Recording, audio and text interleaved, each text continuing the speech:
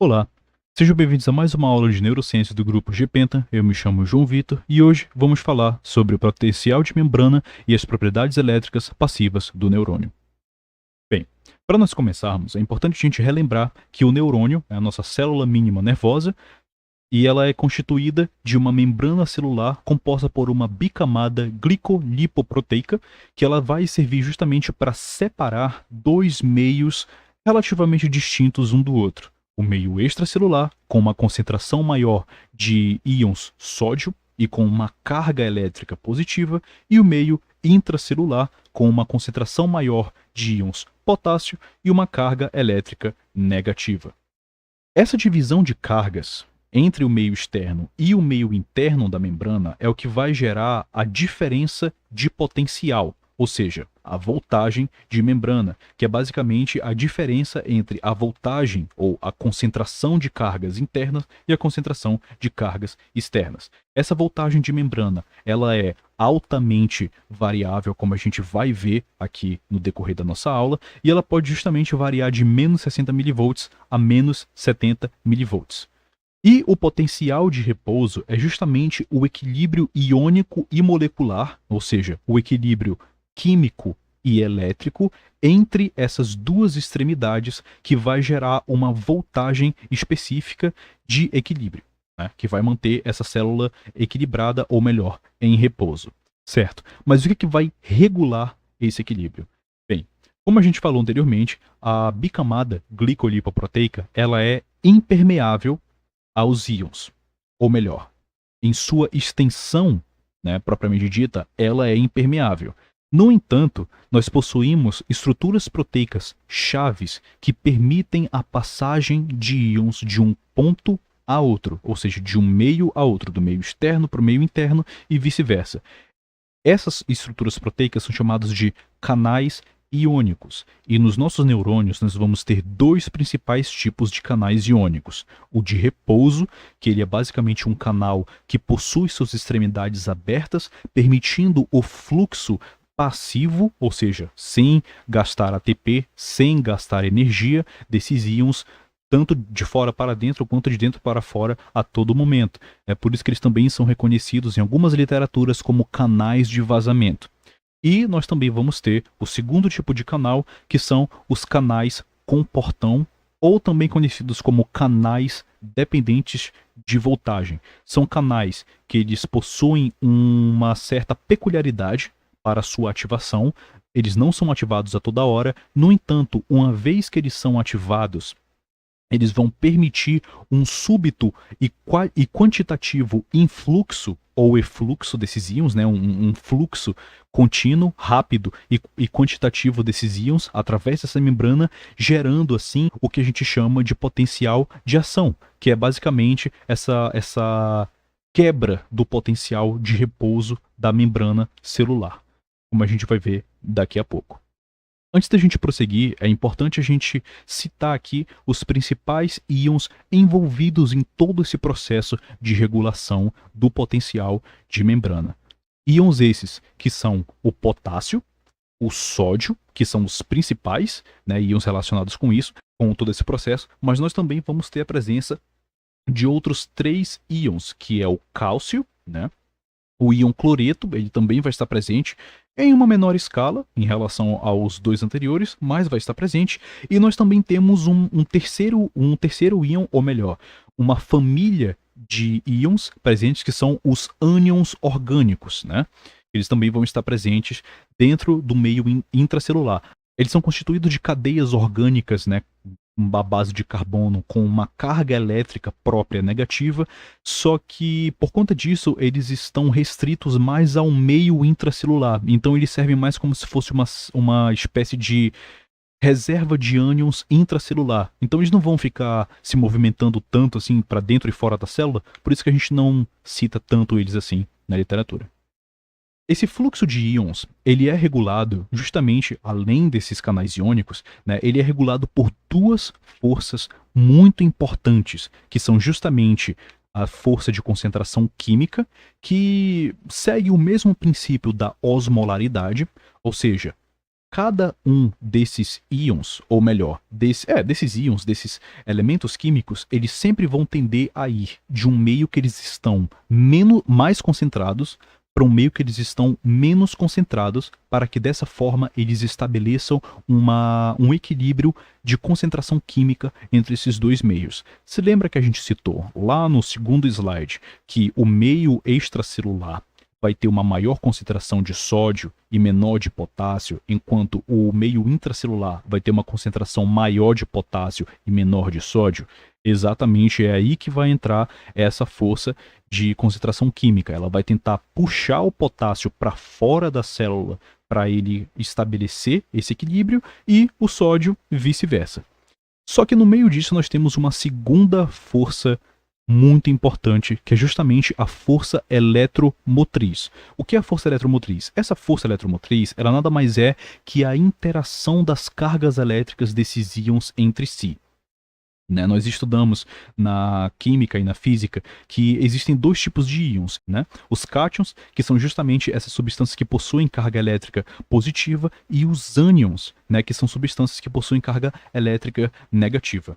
E justamente essas cargas, elas podem interagir entre si. As cargas opostas, elas sempre vão tender a atrair uma outra. Ou seja, um meio que está eletricamente positivo, ele sempre tende a atrair um ânion. E um meio que está eletricamente negativo, ele sempre tende a atrair um cátion, certo? Cargas opostas se atraem. Isso é muito importante, por quê? Porque essa força eletromotriz, juntamente com a de concentração química, vão influenciar o fluxo passivo desses íons entre a membrana. E como isso acontece? Bem, nessa imagem aqui nós temos o exemplo dessas duas forças atuando em conjunto. Você lembra que a gente falou, né? Vamos usar aqui como exemplo o potássio. Você lembra que a gente falou que o potássio está mais concentrado no meio intracelular do que no meio extracelular, certo?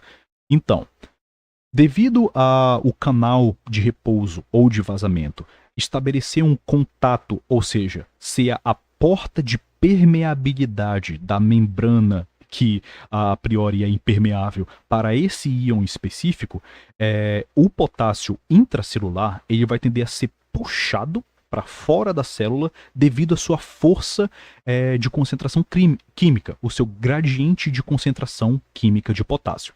Lembrando que esses canais aqui de vazamento, eles são específicos para cada tipo de íon, tá? Então a gente tem aqui, esse sempre é o canal de potássio, a gente vai ter o canal de sódio, o canal de cloreto, tá bom? Então, pois é.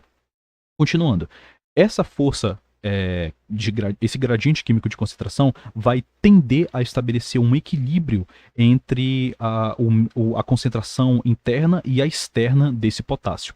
No entanto, é muito importante a gente frisar que um meio ele pode ficar eletricamente positivo e eletricamente negativo de acordo com duas formas diferentes.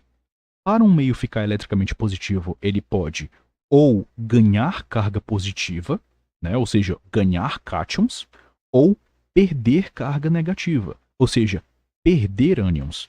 Então, esse fluxo de potássio para fora da célula é muito importante porque, como o meio intracelular está perdendo carga positiva, ele está ficando mais eletricamente negativo.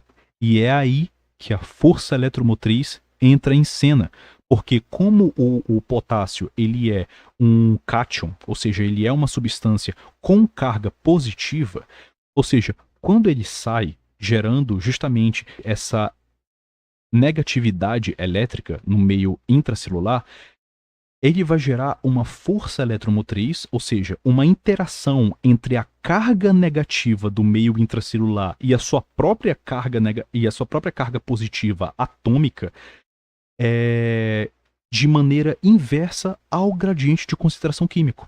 Ou seja, o gradiente de concentração químico vai tender a expulsar esse potássio da célula para equilibrar com o potássio extracelular, ao mesmo tempo que a força eletromotriz vai tender a puxar esse potássio de volta para a célula.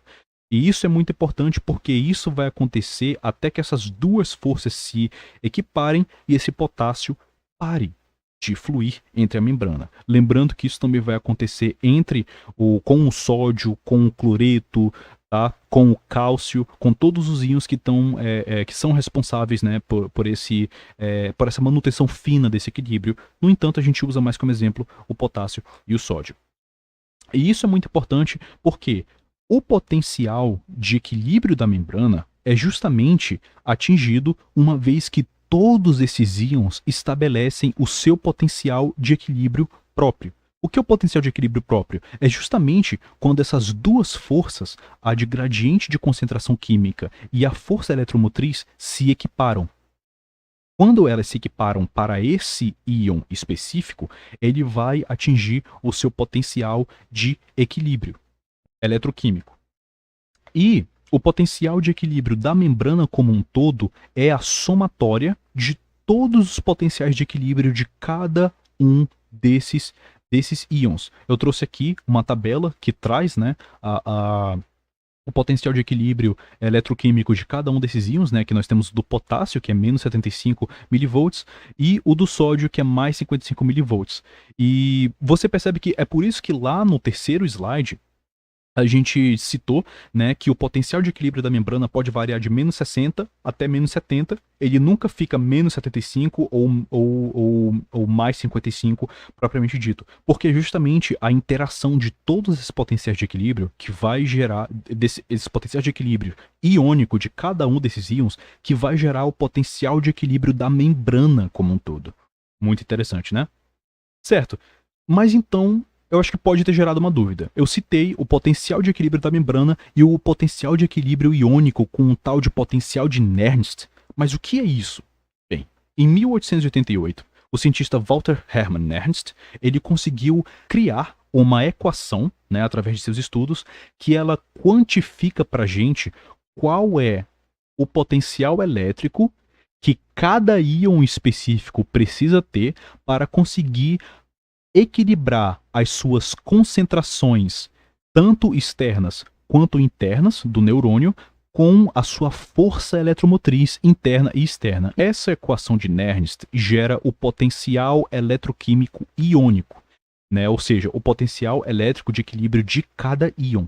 E a somatória, ou melhor, a interação de cada um desses potenciais uns com os outros gera o potencial de equilíbrio da membrana. Certo, então a gente sabe que esse potencial de equilíbrio ele é estabelecido com esse fluxo de íons para dentro e para fora da membrana.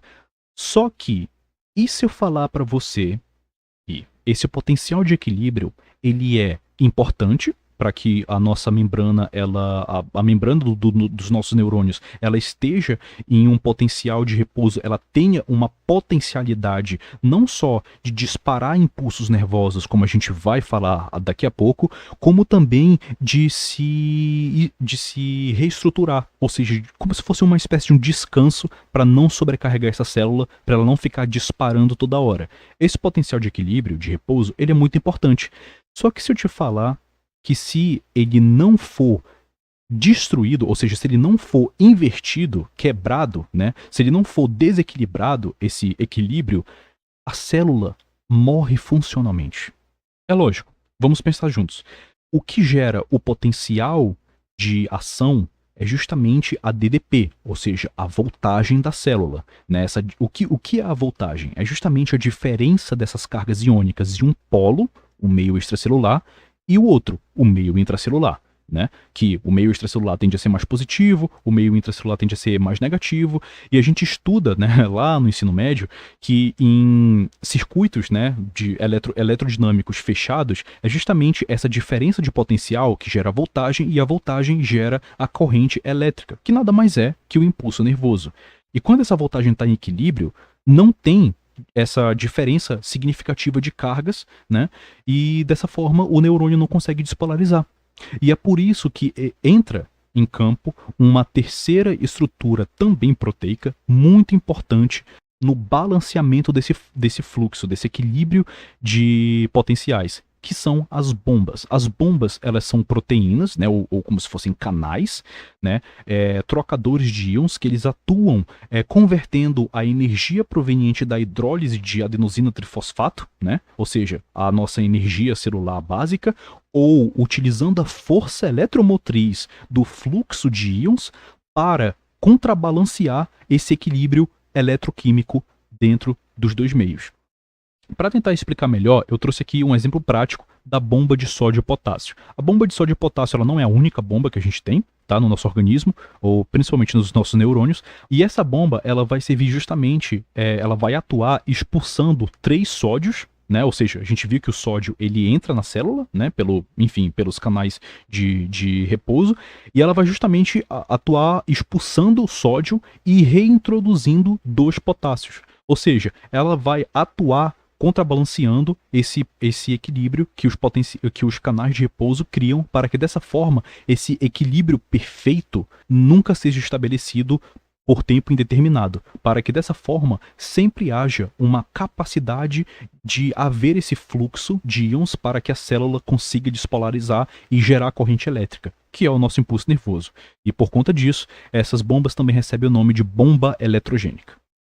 Bem, aqui nessa imagem eu trouxe alguns exemplos, né, das outras bombas que nós temos presentes no nosso organismo. Aqui nós temos a bomba de sódio e potássio, né, em que a gente vê aqui ela usando a hidrólise de ATP em ADP para gerar energia, e essa energia ela consegue expelir 3 íons de sódio e reintroduzir 2 íons de potássio. Nós temos aqui também a bomba de cálcio, né, em que ela também vai utilizar o ATP para expelir 2 íons de cálcio e reintroduzir 2 íons de hidrogênio.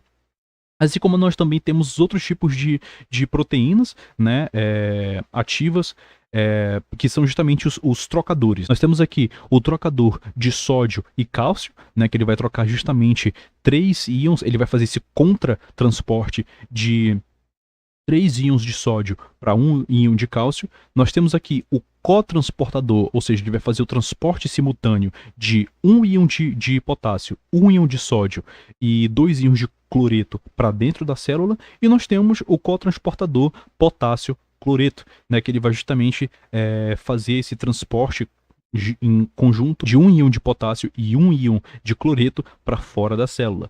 E por que todos esses transportadores são importantes? Justamente para se estabelecer o potencial de repouso da membrana, que é justamente a somatória, a relação de cada um daqueles potenciais de repousos iônicos que a gente viu nos slides passados, também conhecidos como potencial de Nernst. Certo, então até aqui a gente sabe o que é o potencial de repouso e como ele é regulado. Tá, mas e a despolarização? Bem, a despolarização é justamente a quebra desse repouso, é quando um estímulo forte o suficiente para induzir a mudança de voltagem na membrana próxima ao potencial de ação consegue disparar, né, consegue ativar os canais de sódio dependentes de voltagem, ou seja, aqueles canais lá de portão que a gente citou no slide passado, permitindo justamente o influxo abrupto de sódio para dentro da célula. E isso é muito importante porque é justamente esse influxo abrupto de sódio para dentro da célula que vai desbalancear aquele potencial de equilíbrio. Você lembra que a gente citou que o potencial de equilíbrio da membrana é em geral negativo? Ele varia entre menos 60 a menos 70? Pois é. Com esse influxo rápido, abrupto de sódio para dentro da célula, esse potencial de membrana ele vai rapidamente de um potencial negativo para um potencial mais positivo. E é justamente essa diferença de potencial que vai gerar uma DDP, que é a diferença de potencial, propriamente dita, e essa DDP é a carga potencial para correntes elétricas, que no caso dos nossos neurônios são os impulsos nervosos. Por exemplo, vamos tirar um exemplo prático. Digamos que você está no seu quarto, você entra, está escuro e você liga o disjuntor da lâmpada do seu quarto e ela acende. O que você fez?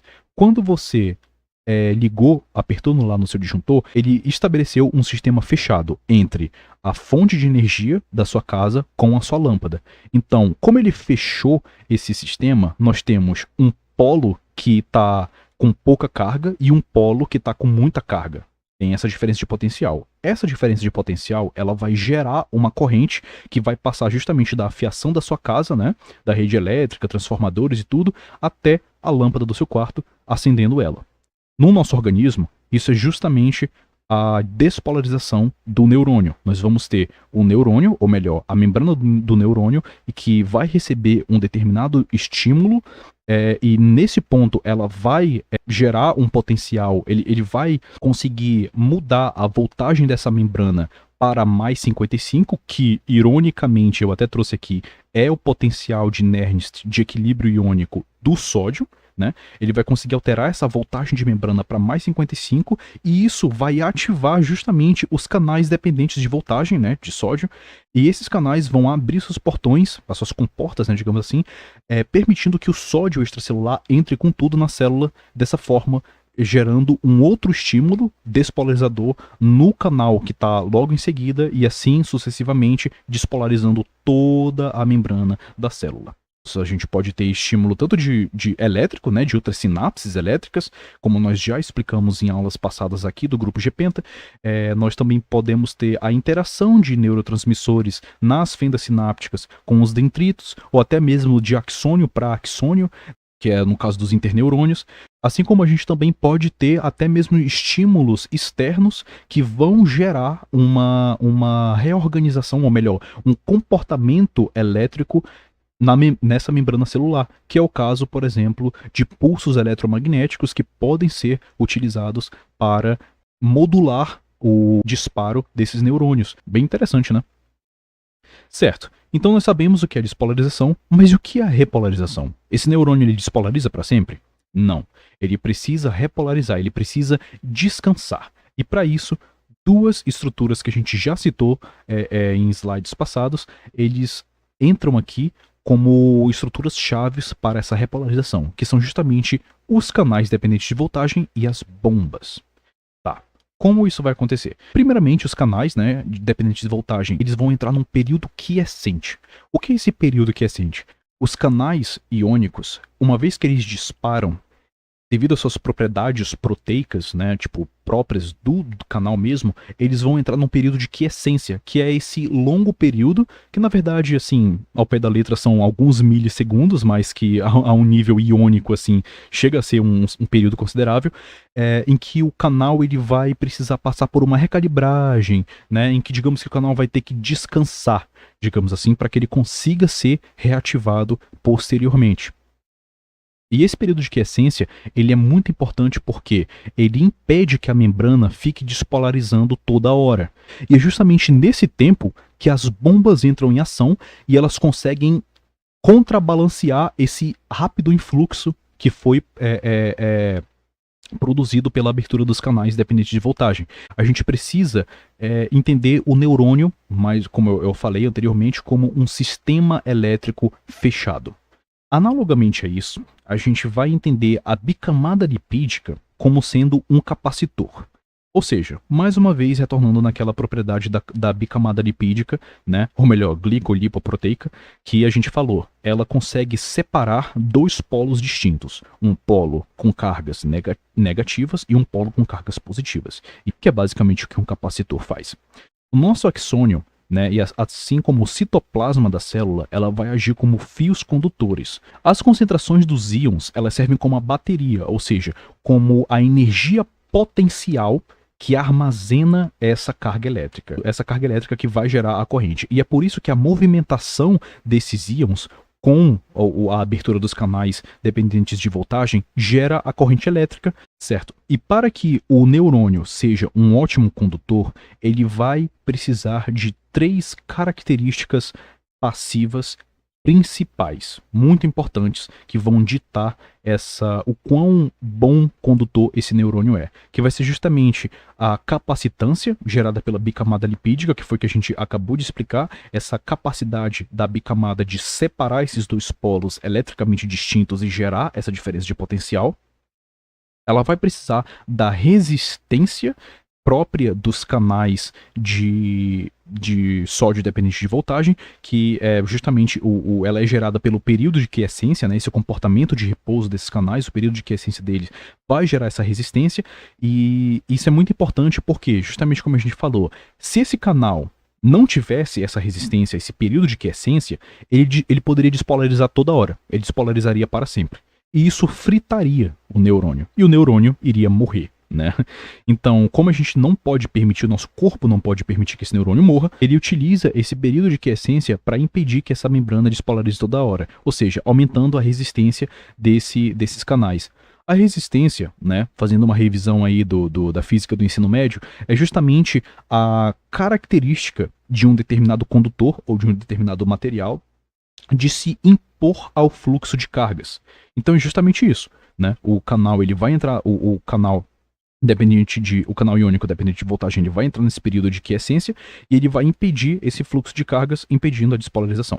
E, para finalizar, os axônios eles também precisam da resistência axial. O que é essa resistência axial? Essa fórmula, ela nos diz que a resistência, ou seja, essa capacidade de se impor ao fluxo de cargas, ela é igual a ρ, que é a constante, melhor dizendo, de resistência elétrica de cada material. Isso daqui, tipo, varia de material para material, tá? É a característica atômica mesmo do próprio axônio, da própria bicamada. Enfim, cada material vai ter a sua. E diga-se de passagem, o ρ da membrana axonal, ela é bem baixo, né? Assim, multiplicado por L, né, que é justamente o comprimento desse fio condutor, né, ou desse material condutor, ou seja, o quão longo ele vai interferir na resistência, dividido por A, que é a secção transversal desse fio condutor, desse material, né? Ou seja, o que é importante a gente saber aqui? Que a resistência ela é inversamente proporcional à área desse condutor, ou seja, a secção transversal desse condutor, ou seja, quanto mais grosso for esse fio condutor, menor é a nossa resistência. E quanto mais fino ele for, maior vai ser a nossa resistência. Assim como a resistência ela é diretamente proporcional ao comprimento desse fio condutor, ou seja, quanto mais longo ele for, maior vai ser a nossa resistência, e quanto mais curto ele for, menor vai ser a nossa resistência. Ou seja, o axônio, para ele ter uma resistência baixa, ele tem que ser curto e grosso. No entanto, os axônios, nós temos axônios, eles partem desde gânglios da nossa medula até músculos nas partes mais extremas dos nossos membros. Não faz sentido a priori, certo? No entanto, aí entra uma sacada muito legal do nosso organismo, que é a bainha de mielina. A bainha de mielina, ela é basicamente um envoltório lipídico que ele consegue envolver verdadeiras porções assim do nosso axônio, e como ele é lipídio, e a gente sabe que lipídio ele não é um bom condutor, ou seja, ele é um isolante elétrico, ele vai criar zonas eletricamente inativas desse neurônio.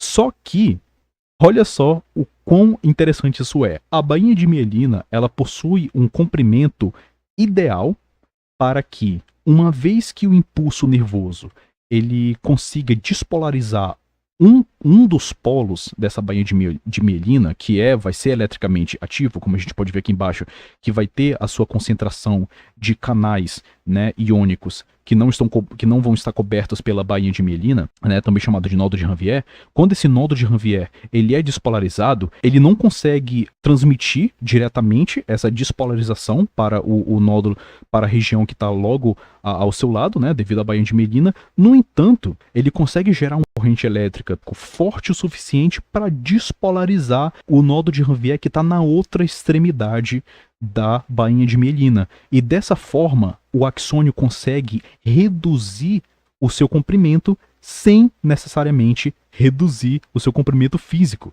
Ele utiliza desse artifício para conseguir reduzir essa distância que o impulso percorre, ou melhor, induzir o que nós chamamos de impulso saltatório, e é por isso que o nosso impulso nervoso ele salta de um nódo para outro, gerando essa despolarização e todo o comportamento neuronal, né, neuroquímico, elétrico também, que a gente estudou até aqui. Muito interessante, né? Pois é. Bem, é isso por enquanto. Eu espero que essa aula tenha sido produtiva, que tenha ajudado você a entender melhor o funcionamento elétrico do neurônio e como que toda a sua estrutura física consegue influenciar nesse comportamento. Essa aula ela foi feita baseada no capítulo de mesmo título do livro Princípios da Neurociência do Eric Kandel, sexta edição. Em nome de toda a equipe do GPenta, Grupo de Pesquisa em Neurociência Teórica e Aplicada do Centro Universitário do Estado do Pará, muito obrigado e até a próxima.